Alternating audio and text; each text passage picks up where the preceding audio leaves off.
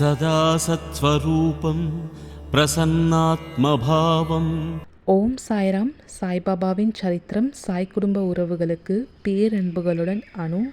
எல்லா சாய் சகோதர சகோதரிகளுக்கு இனிய காலை வணக்கம். இந்த காலை வேளையில் உங்களுடைய எந்த வேண்டுதல்களாக இருந்தாலும் பரவாயில்ல, அந்த ஒரு முக்கியமான கோரிக்கையும் வேண்டுதல்களை மட்டும் பாபா காலடியில் வைங்க. 48 நாட்களுக்கு தொடர்ந்து, அதாவது ஒரு மண்டலம், அந்த ஒரு மண்டலத்தில் பாபாவோட காலடியில் பிரார்த்தனாஷ்டக டைமில் நீங்கள் உங்கள் பிரார்த்தனைகளை வைங்க. கண்டிப்பாக அந்த 48 நாட்களுக்குள்ளேயே இல்லை இந்த 48 நாட்கள்லேயே உங்களுடைய பிரார்த்தனை நிறைவேறிடும்.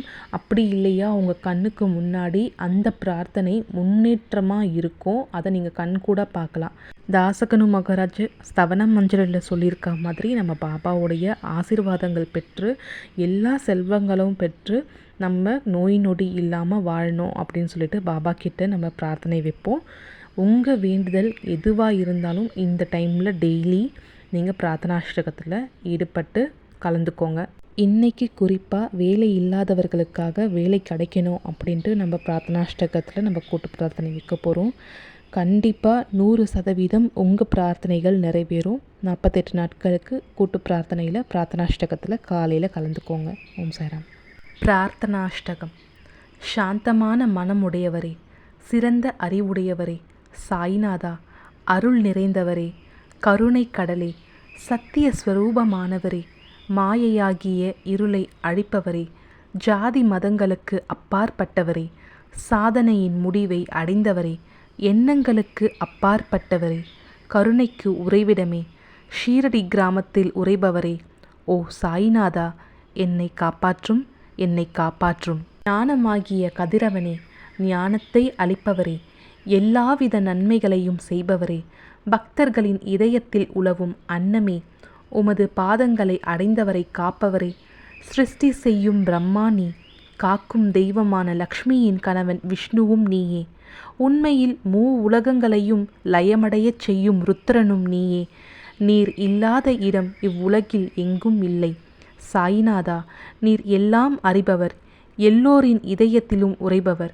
எனது எல்லா குற்றங்களையும் மன்னிக்க வேண்டுமென்று வேண்டுகின்றேன். பக்தியின்மை, சந்தேகங்கள் போன்ற அலைகளை விரைவில் நீக்குவீராக. நீர் பசு, நான் பச்சிலம் கன்று. நீர் சந்திரன், நான் சந்திர காந்தக்கல். உங்கள் பாதங்கள் கங்கா நதியின் ஸ்வரூபம் ஆனவை. அவற்றை நான் பக்தியோடு வணங்குகின்றேன். இப்போது உமது அடைக்கலம் அளிக்கும் அருள்மயமான கரங்களை எனது சிரத்தின் மேல் வைப்பீராக. எனது வருத்தங்களையும் கவலைகளையும் நீக்குவீராக. இந்த தாசகனு தங்கள் பணியாளன். இந்த பிரார்த்தனாஷ்டகத்தை கூறி நான் சாஷ்டாங்கமாக நமஸ்காரம் செய்கின்றேன். எனது பாவங்களையும் துன்பங்களையும் ஏழ்மையையும் உடனடியாக நீக்குவீராக. நீர் பசு, நான் கன்று. நீர் தாய், நான் குழந்தை.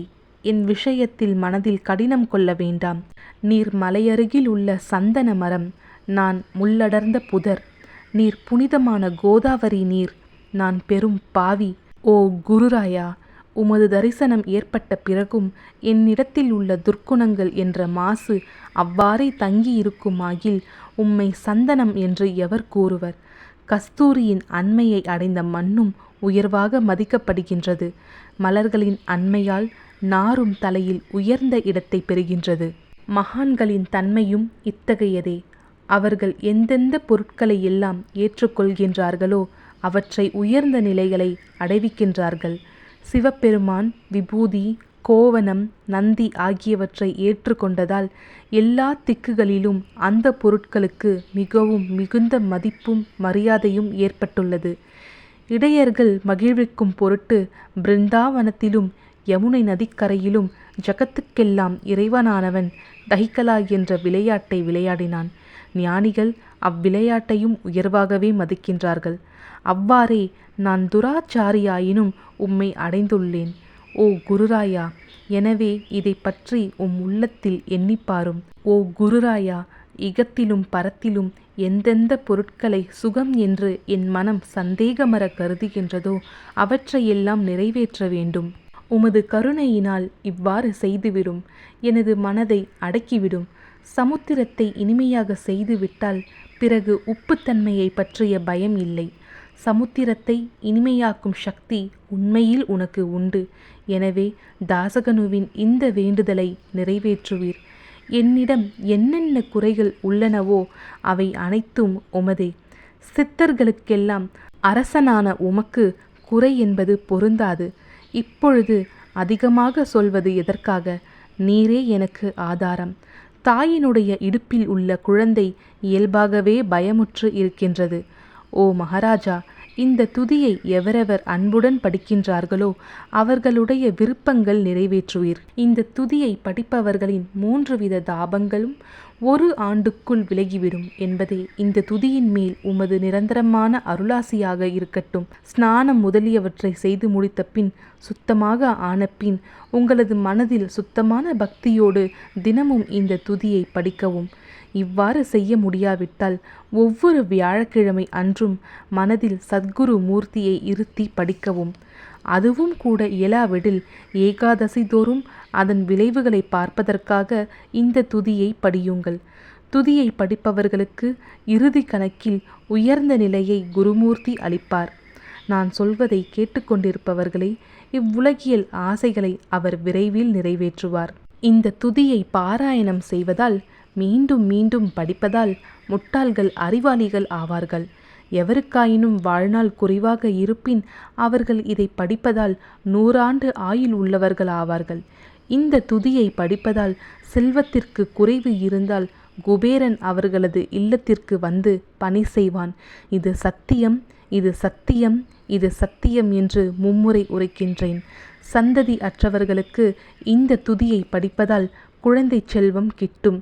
இதனை படிப்பவர்களின் ரோகங்கள் முற்றிலும் நீங்கிவிடும். தினம்தோறும் இந்த துதியை பாராயணம் செய்வதால் பயமும் கவலைகளும் நீங்கிவிடும். மதிப்பும் மரியாதையும் உயரும். அழிவற்ற பிரம்மத்தை உணர்வார்கள். ஓ அறிவாளிகளே, உமது உள்ளத்தில் இந்த துதியை பற்றி நம்பிக்கை கொள்ளுங்கள். தர்க்கங்கள், தவறான எண்ணங்கள் ஆகியவற்றிற்கு கொஞ்சம் கூட இடம் கொடுக்க வேண்டாம். ஷீரடி சேஸ்திரத்திற்கு கிரமமாக யாத்திரை செல்லுங்கள்.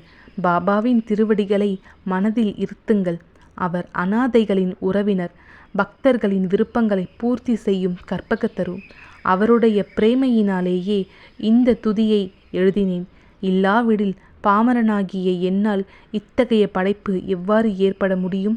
சக ஆண்டு 1918 ஆண்டில் பாத்திர பதமாதம் சுத்த பக்ஷத்தில் கணேச சதுர்த்தி திதி அன்று திங்கட்கிழமை 2வது பிரகாரத்தில் புனிதமான நர்மதா நதி தீரத்தில் மகேஸ்வரர் என்ற க்ஷேத்திரத்தில் ஸ்ரீ அகல்யா தேவியின் சன்னதியில் ஸ்ரீ சாயிநாத ஸ்தவன மஞ்சரி நிறைவடைந்தது.